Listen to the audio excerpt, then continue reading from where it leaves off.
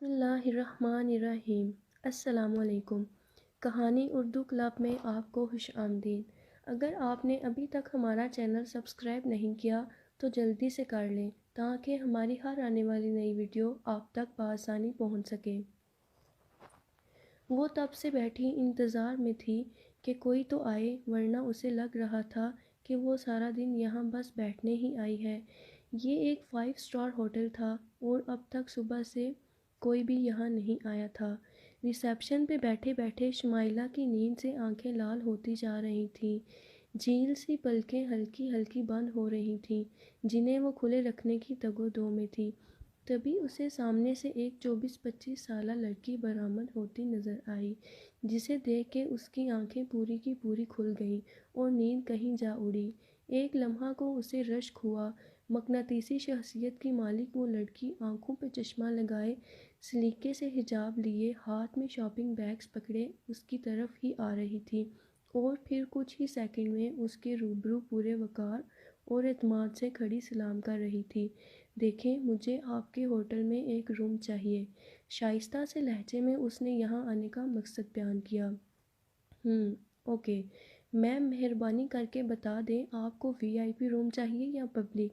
شمائلہ نے مؤدبانہ انداز میں استفسار کیا۔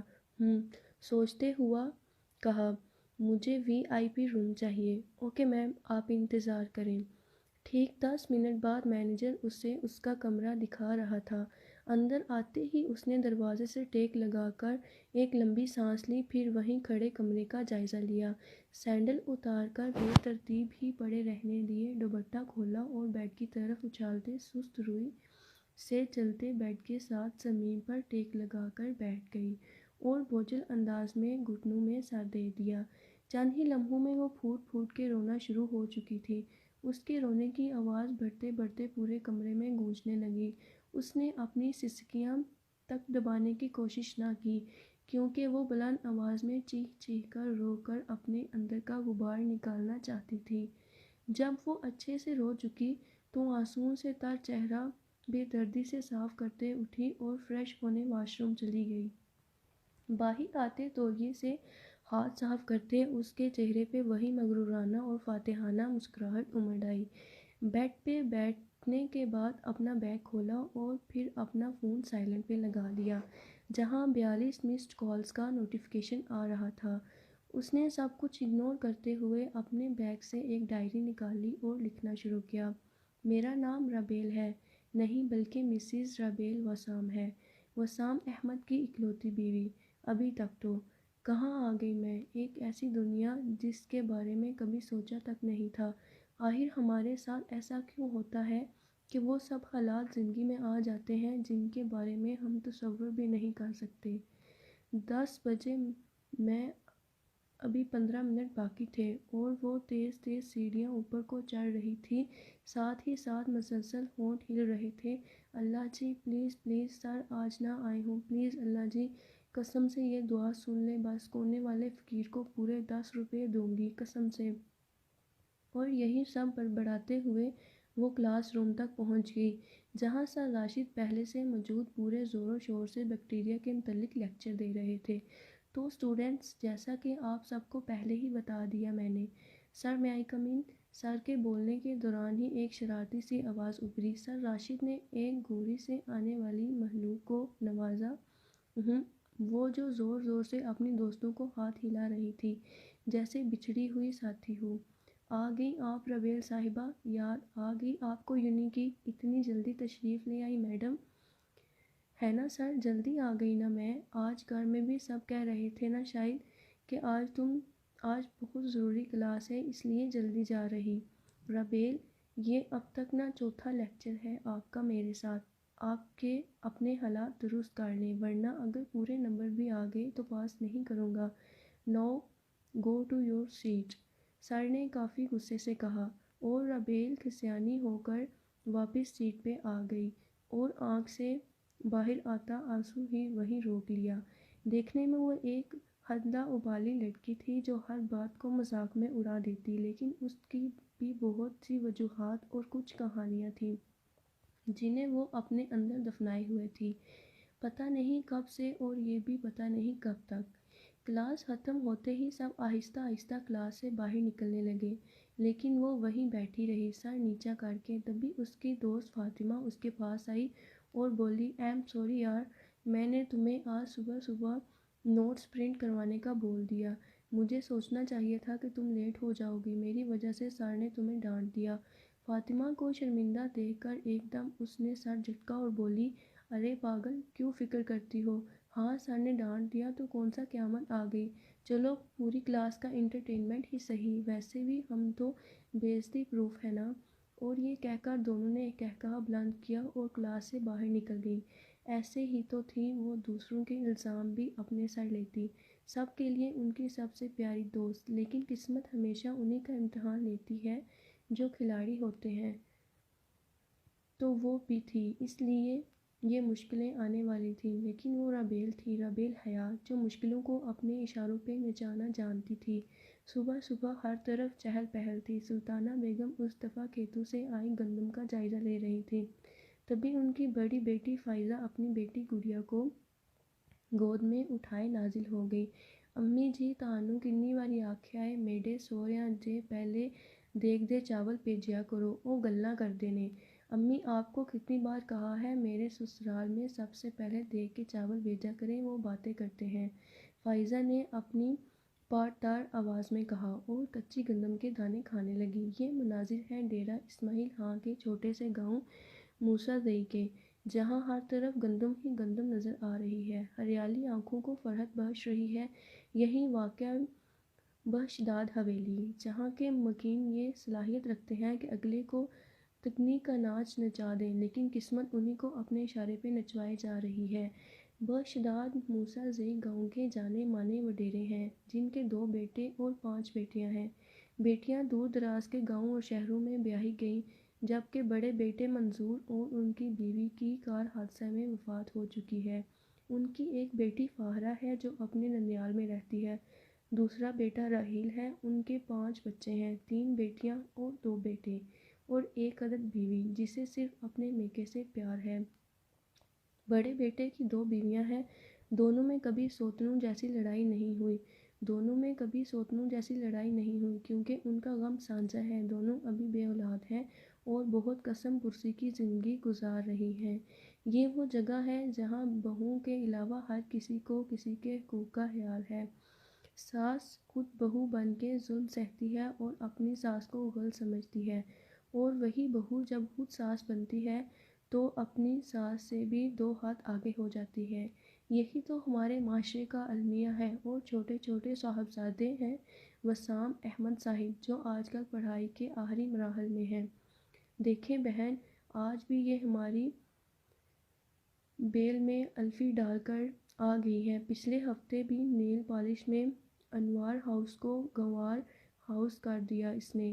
آپ سمجھا لیں اپنی بیٹی کو، ورنہ اب سوسائٹی کے چیئرمین سے شکایت کرنی پڑے گی۔ رفعت بیگم نے بڑے حوصلے سے ثمینہ بیگم کی شکایت سنی اور لمبی سانس لے کر کہنا شروع کیا، دیکھیں ثمینہ بہن، میں تو خود بڑی تنگ ہوں اپنے دونوں بچوں سے، کیا بتاؤں آپ کو میری زندگی میں کیا ہو رہا ہے۔ اور یہ کہتے انہوں نے اپنے نادیدہ آنسو صاف کیے۔ ابھی وہ پتہ نہیں اور کیا کیا کہتیں کہ ثمینہ بیگم ان سے اظہار ہمدردی جتانا چل پڑیں۔ ان کے گھر سے نکلتے ہی رفعت نے گیراج سے وائپر پکڑا اور سیڑھیاں چڑھنے لگی۔ رابیل، باسط، ادھر آؤ نا ذرا دونوں، کوئی جگہ رہ گئی ہے جہاں ماں کا جلوس نہ نکالا ہو دونوں نے۔ جیسے ہی دروازہ کھولا ان کا منہ کھلا کا کھلا رہ گیا۔ دونوں بہن بھائی ابرار الحق کے گانے پہ ناچ رہے تھے۔ رفعت کی آنکھیں حیرانی سے اور زیادہ کھل گئیں اور جا کر وائی فائی بند کیا، اور پھر دونوں ابھی گانا بند ہونے پہ حیران ہو رہے تھے کہ ان کے ساتھ ہلالے دہشت گردی شروع ہو چکی تھی۔ رفعت بیگم دونوں نمونوں کو وائپر سے اچھی طرح سبق سکھانے کے بعد جب باہر نکلیں تو انہیں ایک جاندار قسم کا قہقہہ سنائی دیا، جس کی وجہ سے ان کے چہرے پہ مسکراہٹ آ گئی۔ جتنے بھی شرارتی سہی، لیکن وہ دونوں ان کے گھر اور خاندان کی رونق تھے، جہاں جاتے مسکراہٹ بکھیر دیتے۔ رابیل مائکرو بایولوجی کی اسٹوڈنٹ ہے اور 7ویں سیمسٹر میں، اب تک کامیابی کے جھنڈے گاڑتی ہوئی پہنچ چکی ہے۔ تعلیمی میدان ہو یا غیر نصابی سرگرمیاں، رابیل حیات کے نام کا سکہ چلتا تھا۔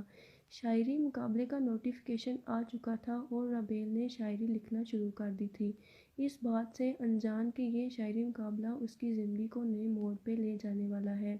رابیل حیات کی بے رنگ حیات میں محبت دستک دینے آ رہی تھی، لیکن محبت بھی لاعلم ہے کہ وہ کس کے پلے پڑنے والی ہے۔ ہر شے کا آغاز محبت اور انجام محبت ہے۔ درد کے مارے لوگوں کا بس ایک پیغام محبت ہے۔ یہ جو مجھ سے پوچھ رہے ہو من مندر کی دیوی کون، میرے اچھے لوگوں سن لو اس کا نام محبت ہے۔ شدت کی لو ہو یا سرد ہوائیں اس کی کیا پرواہ، کانٹوں کے بستر پر بھی محو آرام محبت ہے۔ بن بولے ایک دل سے دوجے دل تک بات پہنچتی ہے، بن بولے ایک دل سے دوجے دل تک بات پہنچتی ہے، جو ایسے روحوں پر اترے وہ الہام محبت ہے۔ پگلے دامن بن جاتی ہے جس کے بخت میں لکھی ہو، تم کتنا بھاگو گے آگے ہر گام محبت ہے۔ اب تو بس ایک یاد سہارے وقت گزرتا رہتا ہے، اور اس یاد میں ہر ایک صبح ہر ایک شام محبت ہے۔ ہم جیسے پاگل دیوانے سود خسارہ کیا جانے، نفرت کے اس شہر میں اپنا ایک ہی کام محبت ہے۔ ایک لڑکی آدھے راستے میں ہار گئی اپنا جیون، ایک لڑکی اپنے راستے میں ہار گئی اپنا جیون، وہ شاید یہ مان چکی تھی بد فرجام محبت ہے۔ کچھ آلودہ روحوں والے حوث بیچاری ہوتے ہیں، ذہن انہی لوگوں کے باعث ہی بدنام ہوتے ہیں۔ تو پگلی اب کن سوچوں میں گمسم بیٹھی رہتی ہے، تو پگلی اب کن سوچوں میں گمسم بیٹھی رہتی ہے، بولا ہے نا اب یہ ساری تیرے نام محبت ہے، تیرے نام محبت ہے۔ رات کے 2 بج رہے تھے اور وہ اپنی رائٹنگ ٹیبل پہ بیٹھی مسلسل ڈائری کو گھور رہی تھی، جو اس کی زندگی کی رازدان تھی۔ جو سہا جو دیکھا سب، کہانی سنو گے میری حسرتوں کی، میری آرزو کی، میری چاہتوں کی، کسی نے سنی نہ کسی کو سنائی، صدا اپنی بے چینی سی دھڑکنوں کی۔ جفائیں سہی ہیں زمانے کی میں نے، یہاں داد ملتی نہیں حوصلوں کی، میرے گھر کی دیواروں میں جو نمی ہے، صدا گونجتی ہے یہاں سسکیوں کی۔ میرے شہر کے سارے باسی ہیں اندھے، تجارت کہاں ہوگی اب آئینوں کی، میرے پاؤں زخمی ہوئے اس سفر سے، مجھے کچھ خبر بھی نہیں منزلوں کی۔ وہاں پر ہمیں اب نہیں رکنا سارا، وہاں پر ہمیں اب نہیں رکنا سارا، جہاں پر حکومت ہو بس قاتلوں کی، بس قاتلوں کی۔ ہم انسان بھی کتنے عجیب ہوتے ہیں نا، ہم چاہتے ہیں کہ ہم اپنی کمیاں حامیہ احساسات کسی کو بھی نہ بتائیں، اور دوسری ہی طرف امید رکھتے ہیں کہ کوئی آئے اور ایک دم ہمارے سارے غموں کا مداوع کر دے، ہمارا ہر غم ہر دکھ ہر چھوٹی بات بن بتائے سمجھ لے، ہماری خامیوں کو سینے سے لگائے۔ لوگ کہتے ہیں کسی نہ کسی سے غم بانٹ لینا چاہیے، دل ہلکا ہوتا ہے۔ دل تو ہلکا ہو جاتا ہے لیکن آپ کا دکھ اور آپ کی کمزوری پبلک ہو جاتی ہے۔ رابیل کے دل میں بھی بہت کچھ تھا جو وہ چھپائے بیٹھی تھی۔ رفعت بیگم اور حیات صاحب نے ایک دوسرے کو پسند کیا اور باعزت طریقے سے رشتہ لے آئے۔ رفعت کی بھابھی اپنی نند کو بھابھی بنانا چاہتی تھی، لیکن یہ رفعت کی پسند تھی اور ان کے بابا کو اپنی بیٹی کی خوشیوں کے آگے کچھ نظر نہ آیا، اور سب کی مخالفت کے بعد بھی انہوں نے اپنی بیٹی کے من پسند ہمسفر چنا۔ خدا کی کرنی ایسی ہوئی کہ شادی کے تیسرے ہی دن رفعت بیگم کے والد دنیائے فانی سے کوچ کر گئے۔ پھر بھائی نے بھابھی کے کہنے پہ مکمل بائیکاٹ کر لیا، اور اس طرح رفعت بیگم کا میکہ ان کے والد کی وفات کے ساتھ ختم ہو گیا۔ سسرال میں ہر عید شبرات پہ سب کے گھروں سے عید آتی تو رفعت چھپ چھپ کے بہت روتی تھی۔ رابیل نے بچپن سے یہ سب دیکھا تھا، سسرال کی باتیں، میکہ کی جدائی برداشت کرتی ماں، اس لیے وہ دونوں بہن بھائی شرارتیں کرتے اپنے ماں باپ کا دل لگائے رکھتے تھے تاکہ وہ اداس نہ ہو۔ حالانکہ ان کے دل میں بہت کچھ آتا تھا، وہ ننیال جائیں جیسے سب جاتے ہیں، لیکن کچھ محرومیوں کا علاج نہیں ہوتا، اس لیے وہ اپنی ماں کی محرومی پوری کرنے میں لگے تھے۔ لاہور کے الحمرا ہال میں رنگ و بو سیلاب برپا تھا۔ آج یہاں ملک کے بہت ساری یونیورسٹیوں سے لوگ حصہ لینے اور بہت سے لوگ مشاعرہ دیکھنے آئے تھے۔ جتنی بھی خود اعتماد سہی، لیکن رابیل نے کبھی اتنا بڑا مجمع ایک ساتھ نہیں دیکھا تھا۔ ایک سیکنڈ کو رابیل نے اپنے اعتماد کی کشتی کو ڈگمگاتا ہوا محسوس کیا، لیکن پھر مجھ سے مخاطب ہوئی، رابیل حیات ہوں میں، اچھا دنیا کو بھی پتہ چلنا چاہیے، پلیز آج مت ڈرنا، اپنے بابا کی شیرنی ہونا تم، ثابت کرو۔ یہ کہتے اس نے ایک لمبی پرسکون سانس لی اور جا کر اپنی مقررہ کردہ نشست پر برجمان ہو گئی۔ لوگ آتے گئے اور اپنی شاعری سناتے گئے۔ کچھ لوگوں کا کام تو واقعی داوطلب تھا کہ اسے ایک لمحہ کو ڈر سا لگا، لیکن اس نے وہ خیال جھٹکا اور خود کا دھیان مقابلے کی طرف لگایا۔ ابھی وہ انہی سوچوں میں مستغرق تھی کہ اسٹیج پہ اس کا نام پکارا گیا۔ رابیل نے اپنی ساری ہمت مجتمع کی اور اسٹیج کی طرف بڑھی، جہاں روشنیوں کا مرکز رابیل حیات کی ذات کی۔ سلام اور تعارف کے بعد اس نے جب بولنا شروع کیا تو ہر کسی نے پہلی ہی لائن پہ اسے ونر مان لیا، کیونکہ ایسا انداز کسی اور کا اب تک نہ تھا۔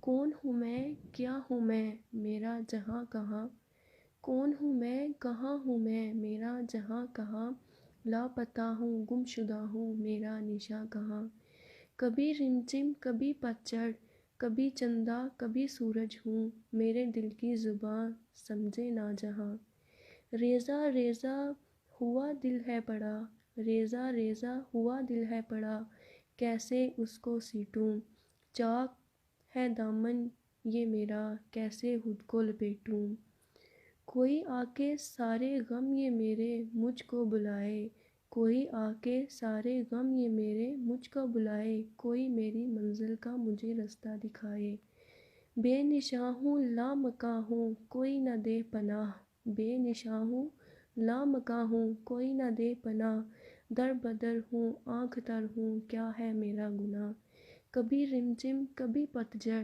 کبھی چندہ کبھی سورج ہوں، میرے دل کی زباں سمجھے نہ جہاں، کون ہوں میں، کیا ہوں میں، میرا جہاں کہاں، لاپتہ ہوں، گم شدہ ہوں تہاں۔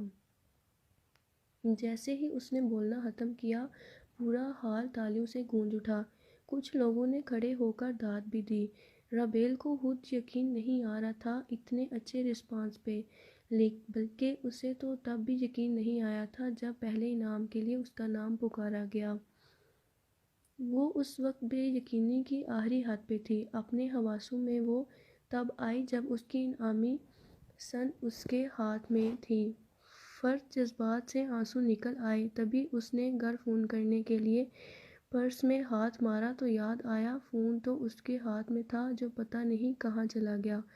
فاطمہ بھی آدھے گھنٹے پہلے جا چکی تھی اور بھی خالی ہو رہا تھا۔ نیچے کی طرف دیکھتی دیکھتی وہ ایک دن چٹان کی طرح سخت انسان سے ٹکرائی اور فوراً دبک کے پیچھے کو ہٹی۔ تبھی وہ انسان پیچھے کو مڑا۔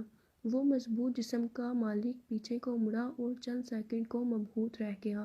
وہ لڑکی کم از کم 5 فٹ 8 انچ قد کی مالک تھی، کالی آنکھیں، لمبے بال اور ویسا ہی پراعتماد انداز۔ کہاں دیکھتی تھی وہ سامنے ایسی لڑکیاں؟ اس کے گاؤں کی 4 فوٹی لڑکیاں تو ایک بات کہتے 10 بار دوپٹہ منہ میں دیتی تھیں اور ایک لائن میں 50 بار عجیب سی شرم کا مظاہرہ کرتی تھیں جس سے کفر ہوتی تھی۔ میں اس کو دیکھتا رہتا تھا حیرتوں سے فراز، میں اس کو دیکھتا رہتا تھا حیرتوں سے فراز، یہ زندگی سے تعارف کی ابتدا تھی میری۔ ہوش میں آتے ہی اس نے اپنا وہی اکڑو موڈ آن کیا اور بولا، جی محترمہ، آپ کو میں کھمبا لگ رہا ہوں کیا جو یوں دن دہاڑے ٹکرا رہی ہیں؟ اس بات پر رابیل نے اسے ایک گھوری سے نوازا اور کہنا شروع کیا، اوہ ہیلو مسٹر، میں آپ سے جان بوجھ کے نہیں ٹکرائی، میں کچھ ڈھونڈ رہی ہوں جو مجھے نہیں مل رہا، اس لیے اپنی الٹی سیدھی باتیں اپنے پاس رکھو اور مزید پریشانی نہ ڈالو۔ رابیل نے پریشان انداز میں کہا۔ اس کا انداز دیکھ کر وسام کو ادراک ہوا کہ لڑکی واقعی پریشانی میں ہے۔ آپ کیا ڈھونڈ رہی ہیں بتا دیں تاکہ کچھ مدد ہو سکے۔ رابیل نے سامنے کھڑے شخص کا جائزہ لیا اور دل ہی دل میں سوچا، اکیلے تو میں 3 دن تک لگی رہوں گی، مدد لے ہی لیتی ہوں، اچھا ہے کام جلدی ہو جائے گا۔ ہاں میرا فون گم گیا ہے، کیا آپ مدد کریں گے؟ رابیل نے سوچ کے جواب دیا، آپ اپنا نمبر بتائیں، ہم کال کر لیتے ہیں۔ حال ویسے بھی تقریباً حالی ہے، آواز زیادہ آئے گی۔ وسام کے مشورے پہ رابیل نے ترچھی نظر سے دیکھتے ہوئے سوچا، واہ اتنے اچھے مشورے کی امید تو نہیں تھی ویسے۔ پھر کال ملا کر دونوں نے فون ڈھونڈنا شروع کیا اور 3 بیلز کے بعد انہیں اسی کرسی کے نیچے فون ملا جہاں رابیل بیٹھی تھی۔ فون دیکھتے ہی رابیل نے کہا، ہائے یہاں تو میں بیٹھی تھی، شاید جلدی میں گر گیا۔ یہ بات کہتے اس نے کھسیانی ہنسی اور وسام کے ہاتھ سے فون جھپٹا اور پھر وسام سے بولی، شکریہ مسٹر گمنام آپ کی مدد کا، ورنہ میں پتہ نہیں کیسے ڈھونڈتی اپنا فون، بلکہ ملتا ہی نہ، اور اب تو مجھے ابا نے نیا بھی نہیں لے کر دینا تھا، 4تھا فون ہے۔ وہ پتہ نہیں اور کتنا بولتی کہ وسام نے اسے چلتی ٹرین کو بریک لگائی اور بولا، پہلی بات میرا نام گمنام نہیں وسام ہے، دوسرا کوئی بات نہیں، مجھے اچھا لگا مدد کر کے، ورنہ آپ تو گواچی گاں بنی رہتی۔ اس کی بات کے دوران ہی وسام کو کال آنے لگی، اس کا دوست اسے بلا رہا تھا اور پھر وہ رابیل سے الوداع لیتا چل پڑا۔ یہ تھے جناب وسام احمد صاحب بخش داد حویلی کے چھوٹے اور لاڈلے سپوت، جو کہ ڈیرہ اسماعیل خاں کی گومل یونیورسٹی سے MBA کر رہے ہیں۔ ہمیشہ سے ہی اپنے خاندان میں سب کو متضاد چلنا ان کا شوق ہے۔